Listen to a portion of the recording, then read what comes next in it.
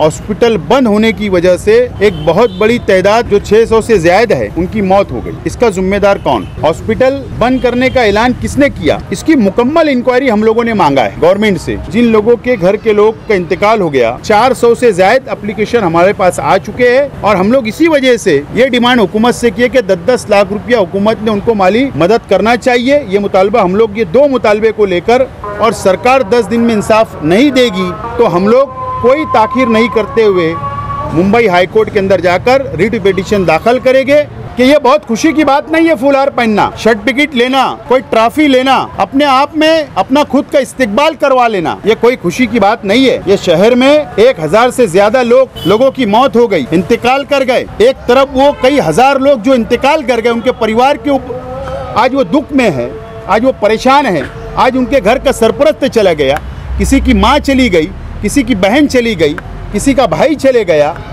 किसी के वालिद चले गए इंतकाल कर गए। आज हम लोग उनकी मदद करना चाहिए, उनके साथ मजबूती के साथ खड़े रहना चाहिए। कोई जरूरत नहीं, मैंने फैसला किया, ना तो मैं इस कोरोना के नाम पर कोई इस्तिकबाल लूंगा, कोई शाल नहीं पहनूंगा, कोई ट्रॉफी नहीं लूंगा, कोई सर्टिफिकेट नहीं लूंगा और कोई भी इस्तिकबालिया प्रोग्राम में मैं नहीं जाऊंगा। मैं समझता हूं कि ये कोरोना वायरस के पीरियड का सबसे बड़ा झूठ मुफ्ती इस्माइल बोल रहे हैं। सेंट्रल असेंबली हल्के के अंदर जहां के मुफ्ती साहब एमएलए है, वो बताए कि 50 लाख रुपया यहाँ खर्चा, वो म्युनिसिपल कॉर्पोरेशन के अकाउंट में नहीं आया, वो नासिक सिविल सर्जन के अकाउंट में 50 लाख रुपया गया। अब इसमें क्या दाल में काला हुआ है, ये वक्त आने के ऊपर मैं और बताऊंगा। देखिए सच सच्चाई के साथ। आए हुए सभी हमारे पत्रकार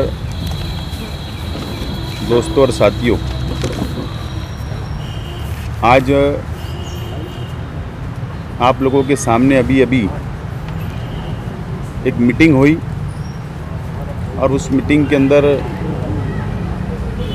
एक बहुत बड़ी तादाद यहाँ पर मौजूद थी।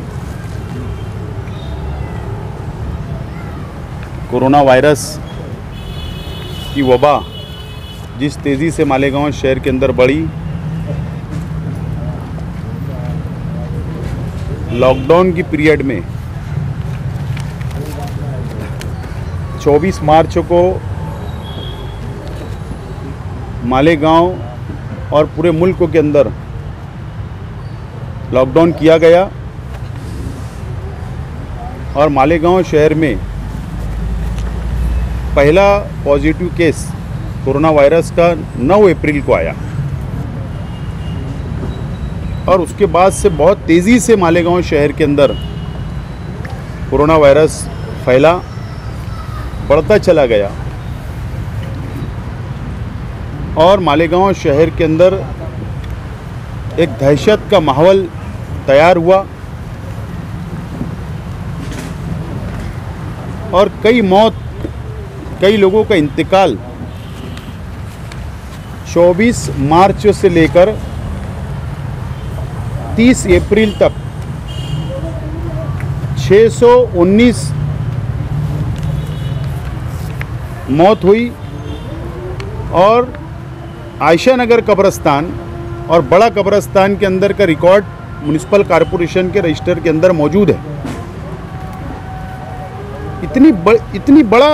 इतनी तेज़ी से और 600 से ज़्यादा मौतें हुई, तो इसकी वजह क्या है? आप लोग इस बात के गवाह है और इस शहर मालेगांव की आवाम गवाह है कि हॉस्पिटल, जो प्राइवेट हॉस्पिटल थे, वो मुकम्मल तौर पर बंद कर दिए गए और मालेगांव शहर की आवाम को हॉस्पिटल बंद होने की वजह से इलाज नहीं मिल पाया।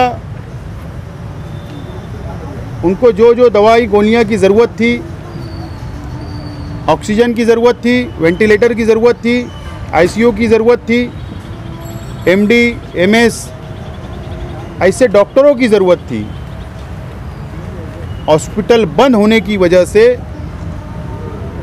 एक बहुत बड़ी तादाद जो 600 से ज़्यादा है उनकी मौत हो गई। इसका जिम्मेदार कौन? और अगर आप लोग देखेंगे तो 30 अप्रैल के बाद भी बहुत सारी ऐसी मौतें हुई है। हमारे पास, हमने इस बात का फैसला किया, यूसुफ हाजी साहब और मैं, और हम लोगों ने सब ने मिलकर इस एक बात का फैसला किया था। एक मीटिंग हम लोगों की मशवरती मीटिंग हुई थी कि हम लोगों को इस मामले के अंदर आवाज़ उठाना चाहिए, और हम लोगों ने फैसला किया कि ऐसे लोग जिन लोगों के घर के लोग का इंतकाल हो गया, हॉस्पिटल की तिब्बी इलाज उन लोगों को नहीं मिला, इस वजह से हम लोगों को आवाज़ उठाना चाहिए। इसका जिम्मेदार कौन है? हॉस्पिटल बंद करने का ऐलान किसने किया? क्या हॉस्पिटल खुद अपनी मर्जी से बंद कर दिए गए? क्या हॉस्पिटल कोई सरकारी ऑफिसरान के आदेश के ऊपर, हुक्म के ऊपर बंद किए गए? इसकी मुकम्मल इंक्वायरी हम लोगों ने मांगा है गवर्नमेंट से, और जो लोग इस इंक्वायरी के अंदर जिनके ऊपर गुनाह साबित हो जाएगा, उन लोगों के ऊपर सख्त से सख्त कार्रवाई होना चाहिए। ये मुतालबा हम लोग ने किया है। और इसी के साथ साथ नेचुरल मौत और साथ में कोरोना पॉजिटिव मौत और दहशत से मौतें हुई है, मेरे पास उसका भी आंकड़ा आया हुआ है कि 70 जो मौत हुई है वो पॉजिटिव कोरोना वायरस की वजह से हुई है, और 95 जो मौत हुई है वो नेगेटिव थे, लेकिन नेगेटिव होने के बाद भी उनका इंतकाल हो गया दहशत से। और कई लोग जो शुगर के मर्ज़ था, जिनको हार्ट का मर्ज़ था, ऐसे लोग जिनको हॉस्पिटल खुले नहीं मिले, ऐसे लोग जो दहशत से मर गए। ऐसे कुल मिलाकर हम लोगों के पास जो हमने एप्लीकेशन मंगवाए थे, 400 से ज़्यादा एप्लीकेशन हमारे पास आ चुके हैं। और हम लोग इसी वजह से ये डिमांड हुकूमत से किए कि 10-10 लाख रुपया हुकूमत ने उनको माली मदद करना चाहिए। ये मुतालबा हम लोग, ये 2 मुतालबे को लेकर हम लोग महाराष्ट्र हुकूमत तक, यूसुफ हाजी साहब और जो लोगों के घर के लोग इंतकाल कर गए, उन लोगों की ज़िम्मेदारान को लेकर हम लोगों ने उनसे सेल्फ एफिडेविट लिया है। मर्ज़ी से हम लोग ये डिमांड कर रहे हैं, मर्ज़ी से हम लोगों को कानूनी लड़ाई लड़ना है, और हम लोग महाराष्ट्र हुकूमत तक जाएंगे, सरकारी डिपार्टमेंट तक जाएंगे। अगर इंसाफ नहीं मिला तो मुंबई हाई कोर्ट के अंदर भी एक याचिका रिट पिटीशन दाखिल की जाएगी, और वहाँ से हम लोग इंसाफ की मांग करेंगे। इसीलिए आज की ये प्रेस कॉन्फ्रेंस ली गई है, और मुकम्मल तौर पर हम लोगों की कानूनी कार्रवाई जारी है। इंशाअल्लाह 5-7 रोज़ के अंदर मुकम्मल एफिडेविट हो जाएंगे, और आइंदा हफ्ते एक वफ्द महाराष्ट्र हुकूमत तक जाएगा। वज़ीर आला साहब, नायब वज़ीर आला साहब बाला साहब थोरात, हेल्थ मिनिस्टर राजेश टोपे साहब, अपोजिशन लीडर, और इसी के साथ साथ हम लोग आला ऑफिसरान से भी, नासिक के, मालेगांव के और मुंबई के आला ऑफिसरान से भी मिलेंगे, और उनको 10 दिन का वक्त देंगे, ज़्यादा नहीं। हमारा मुतालबा इंसाफ हमको 10 दिन के अंदर सरकार दे, और सरकार 10 दिन में इंसाफ नहीं देगी तो हम लोग कोई ताख़ीर नहीं करते हुए मुंबई हाई कोर्ट के अंदर जाकर रिट पिटीशन दाखिल करेंगे। और हम लोगों ने बहुत सारे सबूत इकट्ठा कर लिए जो ऑन पेपर होगा। मिसाल के तौर पर कि जीवन हॉस्पिटल, फारान हॉस्पिटल, सारा हॉस्पिटल, मंसूरा हॉस्पिटल, यहाँ पर जो डॉक्टर लोग की ड्यूटी लगाई गई थी हेल्थ डिपार्टमेंट ने, उनका क्वालिफिकेशन क्या था? वो BMS थे, MBBS, MS या MD? क्या क्वालिफिकेशन उनका था जो तुमने उनको रात डे नाइट की ड्यूटी लगाया था? उनसे काम लिया गवर्नमेंट ने, या प्राइवेट डॉक्टरों से काम लिया गया? तो उनका क्वालिफिकेशन क्या था, उनकी डिग्री क्या थी? ये भी मालूमात हम लोगों ने जमा कर ली है। उसी के साथ साथ रिक्वायरमेंट जो लगना चाहिए था, ऑक्सीजन कितना था, ऑक्सीजन का वेंटिलेटर कितना था, ऑक्सीजन कितना था, कितने बेड थे, इस पर डॉक्टर थे या नहीं थे, ये मुकम्मल हम लोगों ने मालूमात इकट्ठा कर ली है।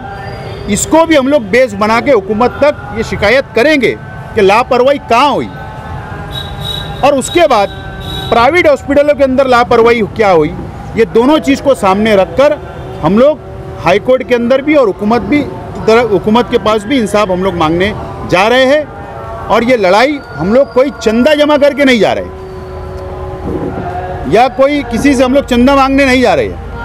हम लोगों का ये भी तय हुआ है कि जिन लोगों के लिए हम लोग इंसाफ के लिए लड़ रहे हैं, हम लोग उनसे पैसा नहीं लेंगे, बल्कि मुकम्मल तौर पर जो जिम्मेदारान हम लोग यहाँ बैठे हुए, हम लोग मिलजुल कर जो भी अखराजात लगेंगे वो अखराजात हम लोग बर्दाश्त करेंगे, लेकिन इंसाफ ये शहर के आवाम को मिलना चाहिए।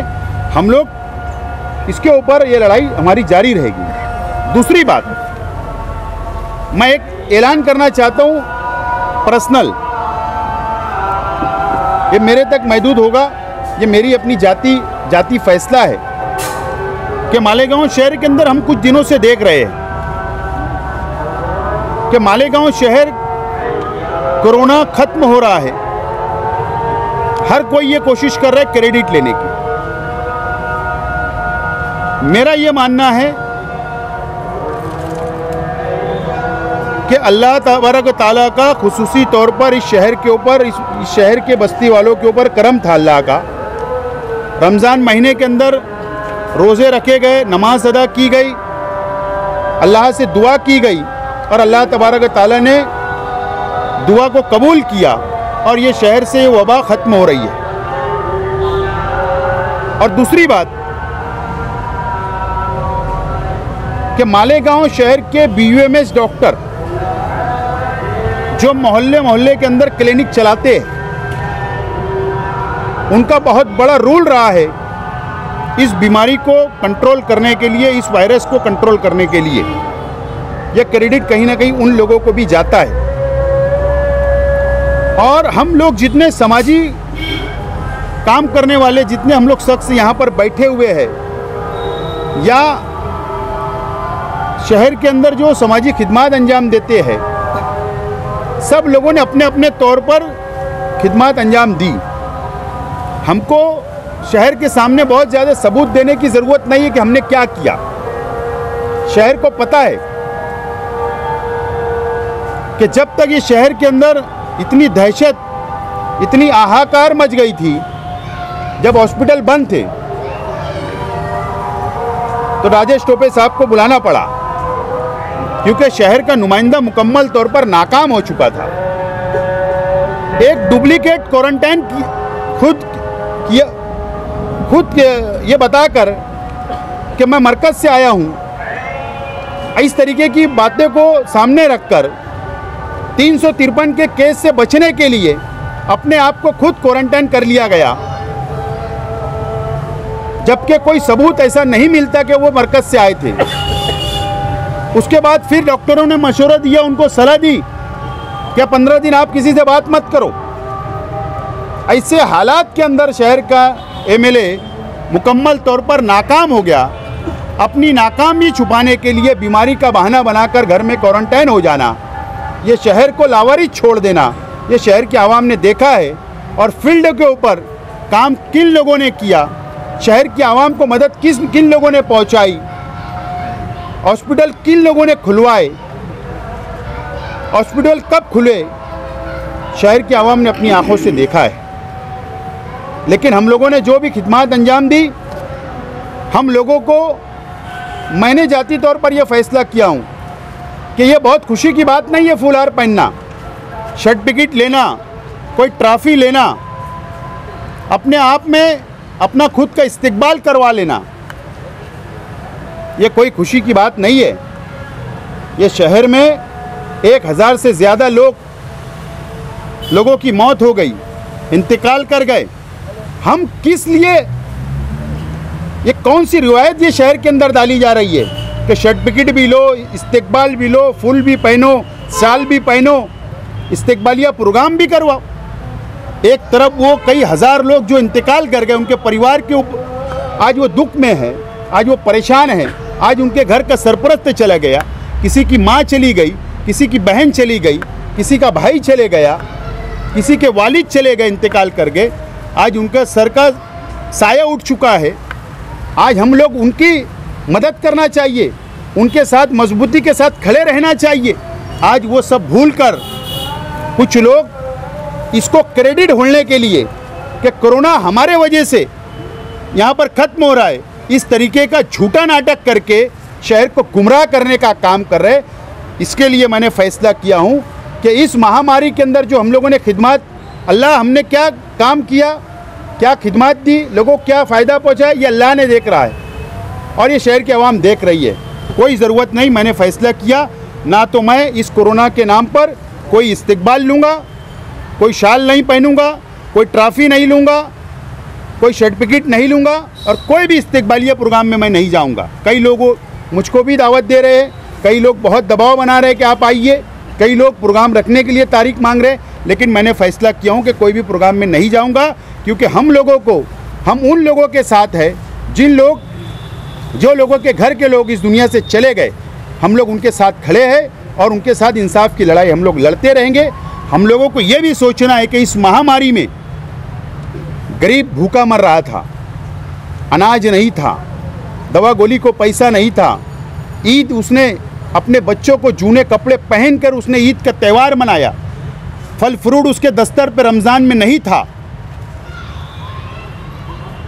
2 वक्तों की रोटी नहीं थी, सहरी का सामान नहीं था, खाने का नहीं था, अफ्तार का सामान नहीं था। आज हम वो सब भूल गए।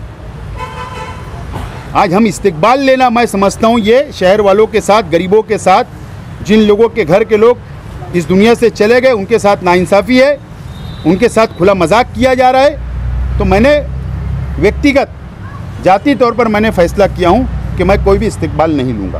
प्रांत ऑफिस में सुनील खड़ासने साहब, एडिशनल एसपी साहब, एडिशनल कलेक्टर साहब, उलमाओं की मीटिंग के अंदर मैंने देखा उनकी एक यूट्यूब चैनल के ऊपर कि बड़े ढिठाई के साथ वो ये बात बार बार बोल रहे हैं कि 50 लाख रुपया मैंने एमएलए फंड दिया, 50 लाख रुपया मैंने एमएलए फंड दिया। और कारपोरेशन में जो माल जब्त हुआ था वाडिया दवाखाने में, वो बोल रहे हैं बार बार कि वो मेरा एमएलए फंड का था। मैं समझता हूँ कि ये कोरोना वायरस के पीरियड का सबसे बड़ा झूठ मुफ्ती इस्माइल बोल रहे हैं।